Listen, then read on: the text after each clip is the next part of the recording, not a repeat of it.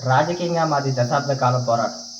ఈ పోరాటంలో, ఈ రాజకీయ దశాబ్ద కాల ప్రయాణంలో మేము ప్రజలకి ఎన్నో రకాలుగా ఉపయోగపడ్డాం.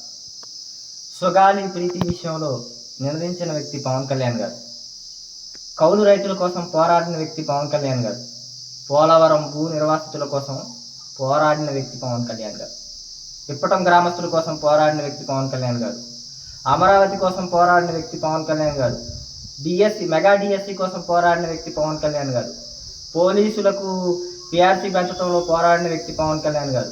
ఇలా చెప్పుకుంటే ఎన్నో విషయాల్లో పోరాటం చేసిన వ్యక్తి పవన్ కళ్యాణ్. ఒక నాయకుడిని రాజకీయ పార్టీలు ఎంత వ్యక్తిగతంగా విమర్శించకూడదు అంత పవన్ కళ్యాణ్ గారిని విమర్శించారు.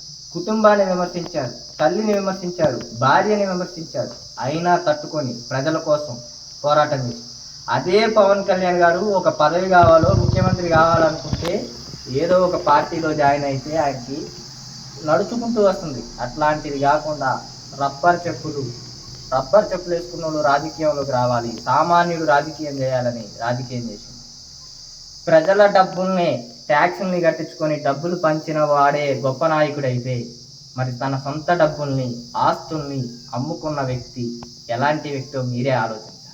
అలాంటి నాయకుడి వైపు నిలబడతారా, రౌడీ రాజ్యం చేసిన నాయకుడి వైపు నిలబడతారా ఆలోచించి ఓటు వేయాల్సిందిగా ఆంధ్రప్రదేశ్ ప్రజలకి విజ్ఞప్తి చేస్తాము. Vote for glass. జనసేన వైపు నిలబడండి. జై హింద్, జై జనసేన, జై పవన్ కళ్యాణ్.